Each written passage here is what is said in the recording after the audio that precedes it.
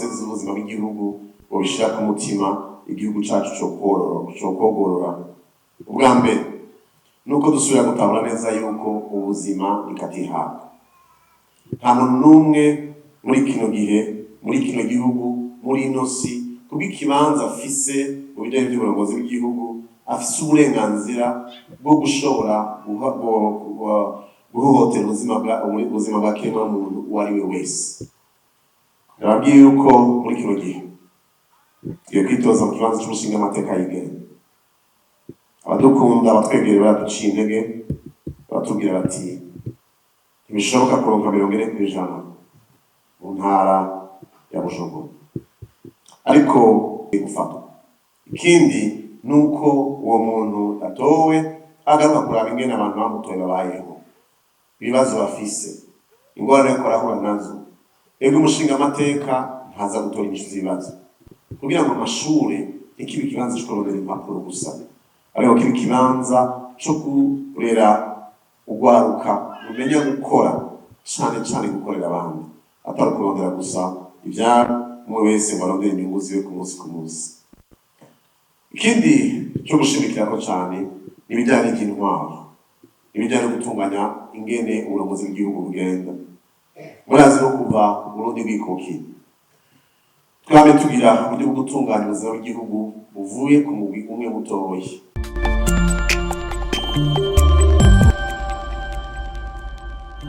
Nahimana Dieudonné, muri kino kiringo nkaba ndiko nitoza umushinga amateka yigenga mu ntara ya Bujumbura.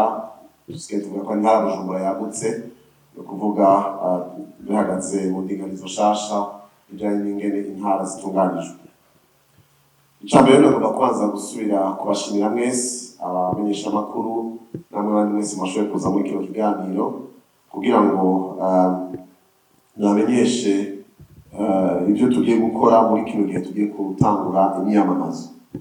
Bwa mbere murazi yuko itariki 9 z'ukwezi kwa gatanu umwaka wa 2025 nyacura mukuru w'igihugu yatanguje ku mugaragaro ibikorwa byo kwiyamamaza ku bariko barahiganirwa ibibanza haba mu nama nshingamateka canke mu nama mpanuzwajambo ya komine hari hariya Igitega muri stade Ingoma.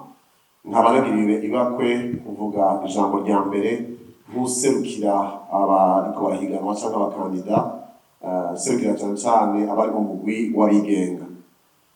Rero uyu munsi twamaze igihe turitegurira, twamaze gutangura imyamamazo mu buryo bumwe canke ubundi, ariko uyu munsi twashimiye gutangura ku mugaragaro igikorwa co kumenyekanisha ubwa mbere hoho kugira ngo tuzane abantu kumenya icatumye twitoza muri kino kiringo. Ica kabiri kugira ngo tubabwire ibintu bikuru bikuru dusezeranira abazodutora ko tuzobakorera. Hanyuma ubwa gatatu tugaruke ku gicapo canke iciyumviro twifuza ku Burundi, twifuza kubona muri kazoza. Mbereye ku cambere, imvo nyamukuru zatumye twitoza muri kino kiringo, ubwa mbere nuko turavye uruhara ntangere muri demokarasi bw'abashinga amateka, kuko ari baserukira abenegihugu, kuko amategeko atwereka neza yuko ubutegetsi bwa demokarasi cyangwa uburongozi bw'igihugu muri demokarasi ni ubw'abenegihugu. Niyo bashiraho inzego hanyuma zikabakorera bagaheza bakaraba ingene zakoze neza. Kubera ko bose badashobora kuja mu bibanza byo gufata ingingo, nico gituma bisaba yuko batora abaserukira kugira ngo bagende kubabera ijisho ku migambi iriko irategurwa n'inama nshingwabikorwa y'igihugu ariyo twita leta, n'ingene ivyo bikorwa biriko birashirwa mu ngiro, ariko cane cane kugira ngo barabe ingene ubutunzi bw'igihugu buriko burakoreshwa kubw'ineza ya bose. Turavye rero ingene abashinga amateka batorwa kuva mu gihe habaye amasezerano y'Arusha, tubona ari imigambwe ishira ku ntonde abazokwitoza, hanyuma uko bagiye baronka amajwi bakaza barafata uwabaye wa mbere, agarose babiri batatu bakaraba bijanye na liste bamaze gutegura. Ivyo ntituvuze ko ari bibi, kumbure mu buzima igihugu twagiye turacamo naho tugeze hari ico bishobora gufasha, kuko tubizi birafise intumbero kugira ngo ntihagire kumbure ubwoko bumwe bwo kwihari ibijyanye n'intwaro canke ntihagire igitsina kimwe gishobora kwiharira ivy'intwaro canke agace kamwe k'igihugu kuko vyagiye biraba muri kahise. Ariko rero birafise n'ingaruka itari nziza kuko kenshi abo bantu bagenda guserukira abandi bataba bashizwe muri ico kibanza n'ababatoye, ariko bashirwa mu kibanza n'abarongozi b'imigambwe babashize kuri urwo rutonde. Nico gituma rero ugiye gusubira inyuma ukibaza n'ikintu maze igihe mbaza abo duhuye kumbe namwe muriko muranyumviriza ndashobora kubaza ico kibazo. Umushingamateka watowe mu mwaka wa 2020 yitwa nde? Umushingamateka ashinzwe guserukira iyo ntara yawe uzi izina ryiwe, uzi ingene ushobora kumushikira yitwa nde? Inyuma maze gutorwa mwaganiriye iki? Yaguhanuje iki? Yagushikirije ibiki biriko birakorwa mu bijanye n'ubuzima bw'igihugu? Benshi abo maze kubaza ntibambwira neza n'izina ry'umuntu abaserukira mu ntara yabo, kubera ko iryo zina ryashizweho n'umukuru w'umugambwe uwo ari wo wose wagiye guserukira ababatoye mu nama nshingamateka canke inama mpanuzwajambo za komine. Ubwa kabiri, n'umuzi izina ntigeze asubira kuronka ingene ashobora kumushikira. Gusanga igihe kenshi iyo umuntu yamaze gutorwa aca agira umwitwariko cane cane wo gukora ibijanye n'ivyo umugambwe umusaba, simvuze ngo ni bibi, ariko ugasanga babandi batari mu migambwe ntibashobora kuronka ingene bamushikira nabo. Kumbura yo migambwe bamushikira, ariko atari migambwe ntibashobora bamushikira nabo bamushikirize ivyiyumviro vyabo canke bagaruke nabo babaze ivyiyumviro vyabo. Ikindi nuko tubona hariho bamwe, si benshi, ariko turamaze kumva ko hari bamwe baja mu nama nshingamateka kugira ngo biyorohereze ubuzima, kugira ngo ntibaje kumbure kuriha amakori nk'uko abandi bose bakora mu gihugu bariha, canke kugira ngo baronke umushahara nk'uko abantu bari mu bikorwa baba bakeneye kuronka agahembo. Ivyo ntivyari bibi. Ico gituma amategeko yorohereza umuntu arimo n'amashingamateka gushobora koroherwa mu buzima kugira ngo ntasange yagiye kurondera ubuzima ngo yibagire ico yatumwe. Ariko iyo bibaye intumbero y'ubuzima yo gutuma umuntu aja mu nama nshingamateka kugira ngo umuntu aronke exoneration, kugira ngo umuntu aronke umushahara gusa, kenshi ukunda gusanga ibibazo n'umwitwariko w'abarundi n'abarundikazi atabishira ku mutima. Turavye byose rero tubona yuko kugira ngo demokarasi itsimbatare muri kino gihugu harageze yuko umurundi amenye uwo yatumye kugira ngo amuserukire mu kuraba amategeko azomugenga aza gufatwa mu nama nshingamateka canke no gutunganywa kw'ikomine yiwe. Ni vyiza ko umuntu wese agiye gutora avuga ngo natoye uwitwa naka, kandi uwo ntoye ndamuzi, ndazi inyifato yiwe, ndazi ingene abayeho, ndazi yuko ari umuntu w'icitegererezo canke w'akarorero.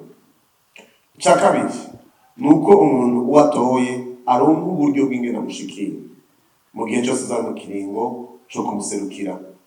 Kumbure ni inama atunganya izwi canke n'ubundi buryo bwose bwo kumushikira kugira ngo igihe cose hariyo ikemubakiye mu bijanye n'ivy'uburongozi bw'igihugu ashobore gutanga iciyumviro, maze wa wundi ashinzwe gutwara ivyiyumviro vy'abamutoye agaheza akabisesangura akabishikiriza kubw'ingingo zigiye gufatwa. Ikindi nuko uwo muntu atowe agaruka kuraba ingene abantu bamutoye babayeho, ibibazo bafise, ingorane yo kurahura nazo. Ego umushingamateka ntaza gutora inyishu z'ibibazo. Numvise abantu benshi bariko baritoza bagasezerana ko bazocatora umuti w'ikibazo c'igitoro, bazocatora umuti w'ibibazo bitandukanye biri mu gihugu. Vy'ukuri sinibaza ko umushingamateka ico gikorwa ashinzwe, kuko ivyo biri mu nama nshingabikorwa ariyo twita leta, ariko ico akora ashikiriza ibibazo abantu bafise, akagenda gusaba yuko hatorwa imigambi canke amategeko atuma ivyo bibazo bitorerwa umuti. Ikindi aho nanjye mvuga ku kintu kijanye no guserukirwa. Ikindi ugiye kwibaza uraba uyu munsi uravuga uti hariho imigwi y'abarundi usanga badashobora kumva ko baserukiye mu nama nshingamateka kubera iki? Kuko ibikorwa bakora bitabemerera kuja mu migambi. nihaba gushikiriza ivyiyumviro bica mu biganiro kugira ngo bishikire abagiye kuja muri izo nama, muri nama nshingamateka canke amajambo ya komine, mbega utari mugambwe nawe iciyumviro ciwe kizoca hehe? Aho nshaka kuvuga nk'abaki, abasirikare, abari mu bijanye n'umutekano w'igihugu, abashinzwe ubutungane, amategeko y'igihugu ntabemerera kuja mu migambo. Ariko hariho n'abandi kubw'ibikorwa basanzwe bakora, nk'abakozi b'Imana, nk'abantu bakora ibikorwa vyo gukorera abantu bose badashaka kubona umengo bahengamiye canke hariya, abo nabo bafise uburenganzira kuko ivyiyumviro vyabo vyumvirizwa bigaheza bigashika imbere mu ngingo ziriko zirafatwa mu buzima bw'igihugu. Mbega uyu munsi kugira ngo abo nabo bumve ko ivyo vyiyumviro bishobora kuronka inzira bicamwo, vyogenda gute? Hari umugwi ugwaruka rugize ibice vyinshi vy'abarundi kandi ariko nguvu zizoshobora gutuma kino gihugu gitera imbere. Ego simvuze ngo mu bari mu nama nshingamateka nta gwaruka rimwe. Ego simvuze yuko jewe nkiri umwe mu bato mu bijanye n'abazoba bariko baritoza muri ico kibanza co kuba abashingamateka. Ariko igihambaye si imyaka uri mu nama nshingamateka afise. Igihambaye ni umwanya mara ariko arumviriza ibibazo ugwaruka rufise kugira ngo uronke akaryo gushobora gutera mu bijanye n'iterambere ry'igihugu.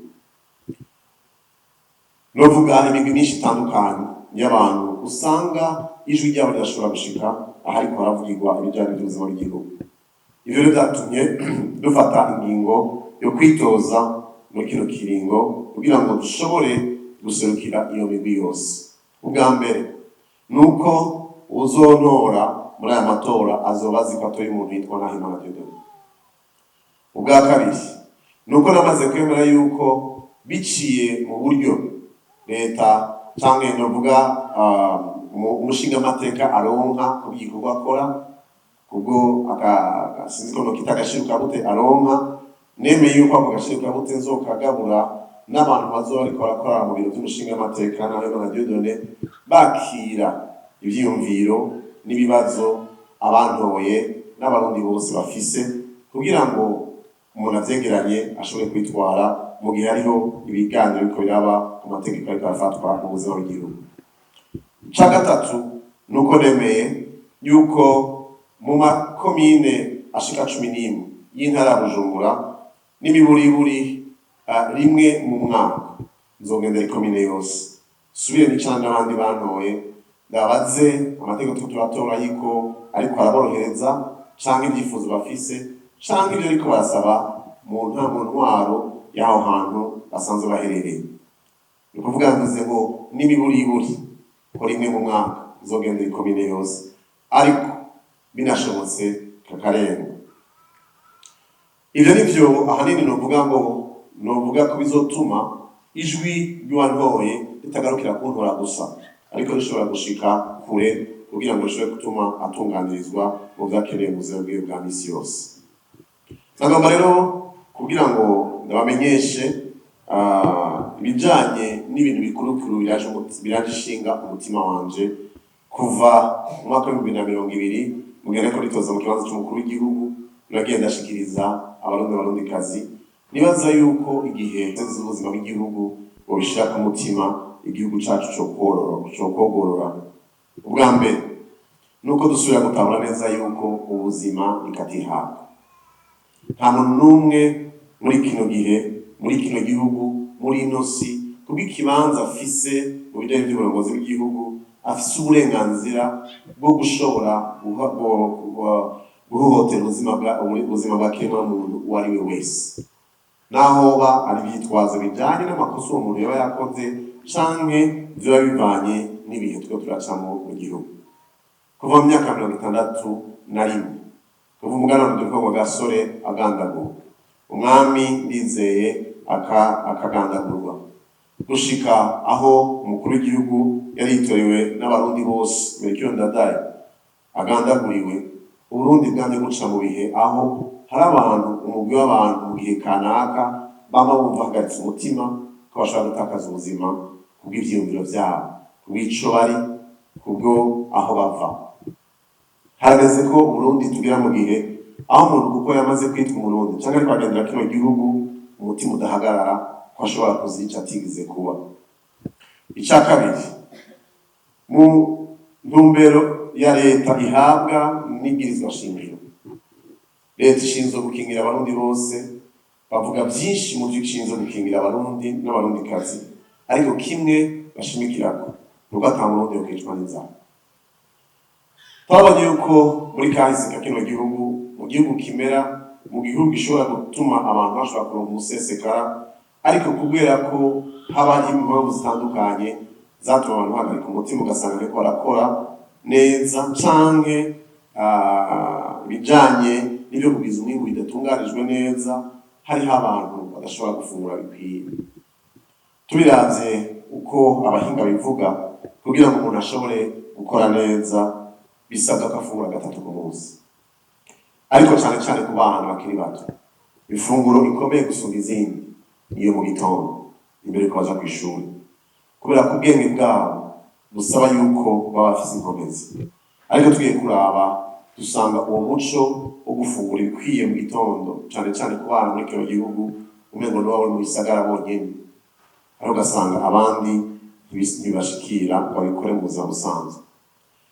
Birakenewe yuko mu migambi yose ifatwa, niba tuzogeza guharanira mu gihe tuba turi mu nama nshingamateka, ko dushira ingufu mu bisabwa byose kugira ngo haboneke umwimbu ukwiye, ariko kandi no kwigishwa ingene umuntu akwiye gufungura bituma agira amagara meza, bigatuma biturinda gukoresha amafaranga y'umurengera yo kuvura indwara zivuye kudafungura neza.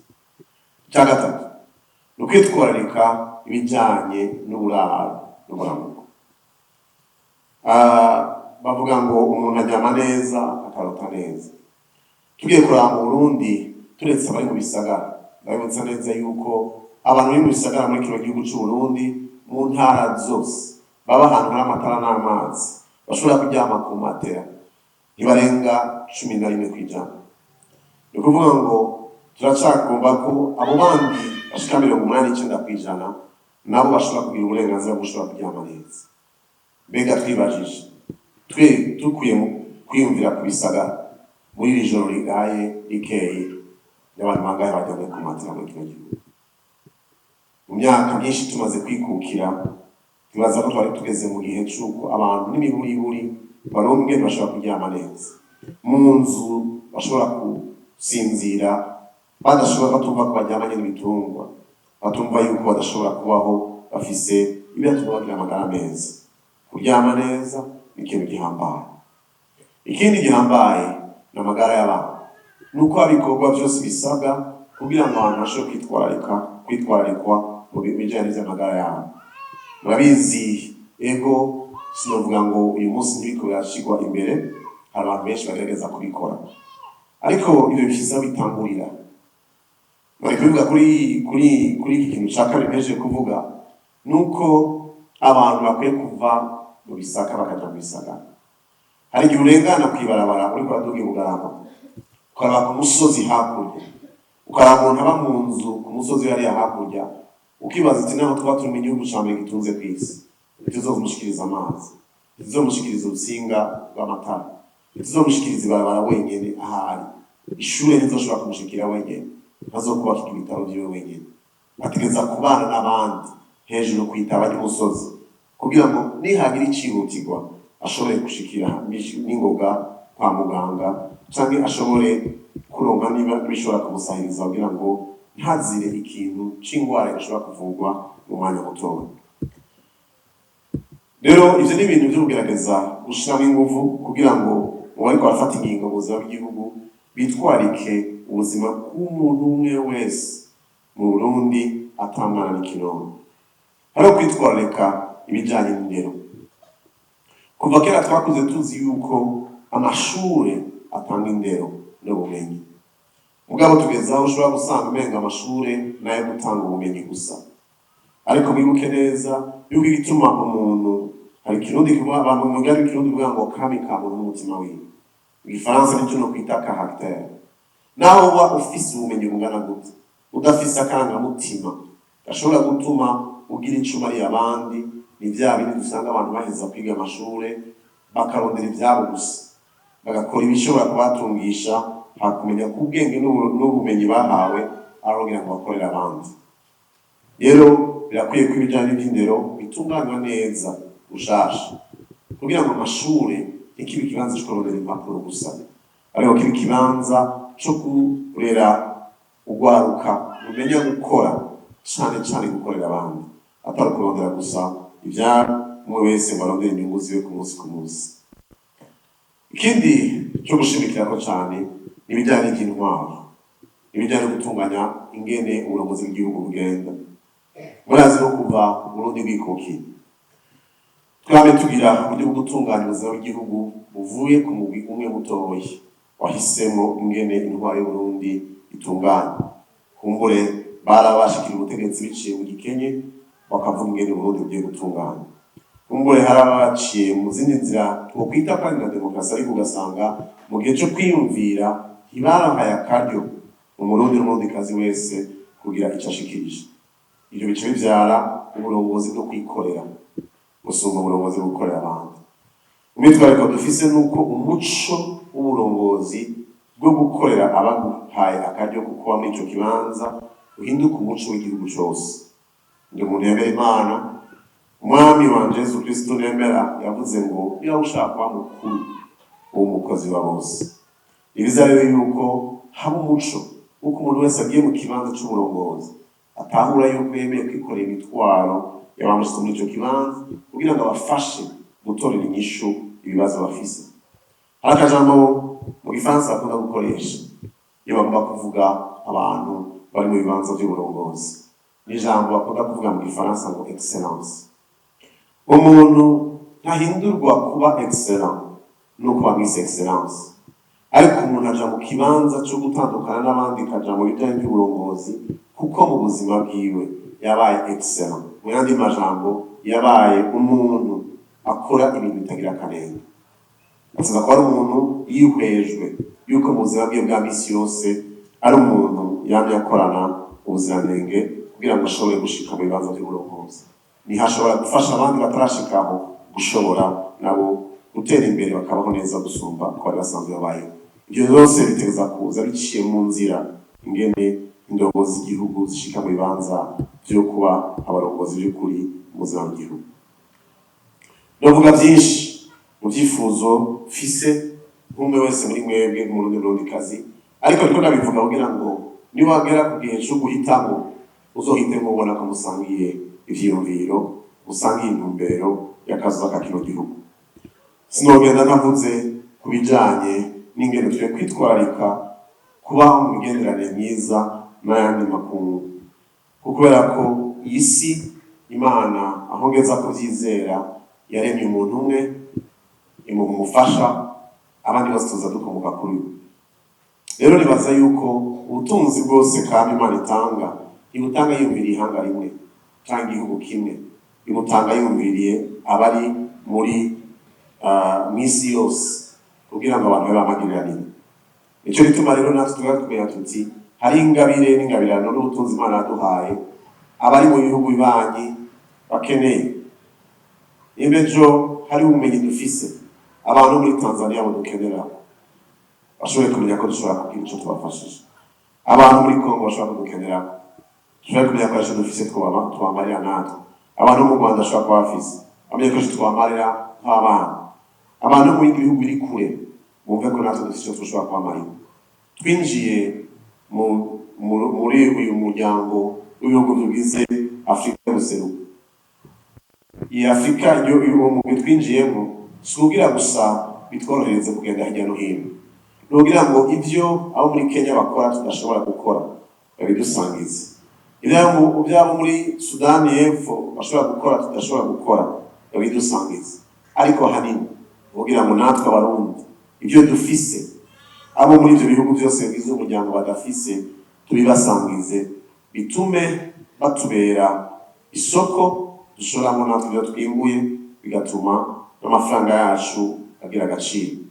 Ibyo biba bivana n'imigenderanire myiza dufise, kandi bivana n'ingene twerekana yuko natwe dufise icyo tubamariye kandi ko badukeneye. Ndagomba kurangiza babwira yuko ndafise ivyizigiro yuko kino gihugu twaciye muri byinshi, ariko turiko turatera intambuko nziza iriko iratuma tutagira imyidegemvyo yo gushobora kuvuga ivyo twiyumvira no gushobora guhiganwa kugira ngo ivyiyumviro bitandukanye bishobore gushika imbere maze bigire neza umurundi wese n'umurundikazi.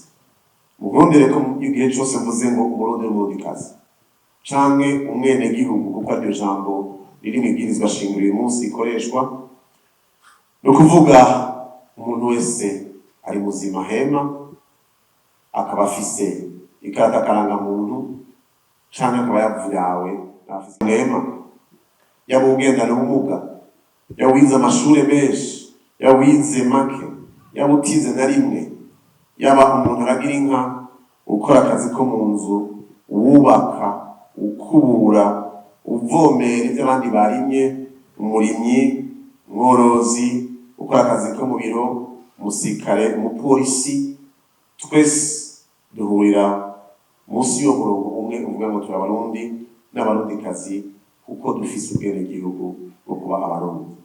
Nta mugambi n'umwe wa leta y'igihugu, nta gikorwa na kimwe mu buryo bwo gutunganya kwacu co kumira umwe wese muri abo mvuze. Mu gihugu cacu nta na hamwe twigeze tubona yuko muri kahise igihugu cabayemwo abantu bafise ubwoko butandukanye. Yego tuva mu miryango itandukanye, ariko murabizi yuko ibijanye n'ubwoko byadutandukanije, ariko iyo hageze mu bijanye n'ivyo kurondera ibibanza mu by'uburongozi hari abavyitwaza. Hageze rero yuko umuntu anezerwa kuba ari Umurundi uko asa kose, nawe yoba yaje akaza akabisaba ari umuzungu akemererwa kugira akabira k'Uburundi kubera ko yemereye kuronka karangamuntu, amategeko yose akwiye kumukingira. Hari na bimwe usanga umengo n'agahombo aho dufise abarundi bavukiye muri kino gihugu, ase babo bavukiye muri kino gihugu, mugabo ko bakaba bafise urundi rukoba, kumbure kuko ari Abahindi canke ari Abarabu canke kumbure bavuye mu gihugu kibana, mugabo bakaba bahakuriye urungano rwa gatatu rwa kane, usanga bigoye ko baronka karangamuntu kugira ngo bitwe Abarundi bakore nk'abashobora kugira ico bamariye kino gihugu. Ariko twebwe twagenda mu mahanga, ikintu ca mbere twifuza ni uko umwaka wa mbere twaba twaronse ubwenegihugu bw'ico gihugu. Ivyo dukwiye kuraba ko tutariko turatakaza ubwenge, amaboko, inkomezi zo kubaka kino gihugu. Mwakoze rero kudutega amatwi, nababwiye yuko muri kino gihe tugiye kwitoza mu kibanza c'umushinga amateka yigenga. Abadukunda abatwegereye baraduciye intege, batubwira bati ntibishoboka kuronka 40% mu ntara ya Bujumbura, ariko naho bigoye ndizera yuko abarundikazi bumva umutima dufise kuba kino gihugu, cane cane n'abari mu migambo bazodutora kugira ngo ibivyumviro vyabo turiko turavuga ngaha bishobore gushika imbere kandi bishobore kuja mu bijanye n'ivy'uburongozi bwa kino gihugu. Rero nico gituma ntabwoba dufise ko itariki 5 z'ukwezi kwa gatandatu muzodunga amajwi mukadutora tuki nimero 27 kw'ikarata y'amatora mu ntara ya Bujumbura, uhereye mu mfuruka y'iburyo hepfo no gatatu uduga uzobona umuntu yambaye ikoti y'ubururu n'amarori, uheze ushireko urukumu rwawe ugufatanya nanje muri ibi vyiyumviro mpejeje kubashikiriza, maze nitwagera kubaserukira naho uzoba ndi umwe kumbure muri benshi, ndizera ko n'abasohuramo n'amashinga amateka uko nabazanye gutahura ibi vyiyumviro n'abashobora kubitahura, hanyuma tugafatanyiriza hamwe gushobora gutora amategeko agirira akamaro bose. Murakoze, tugire amahoro, tugire ubumwe mu gihugu cacu, tugire iterambere rinyaruka. Imana ibahezagire cyane.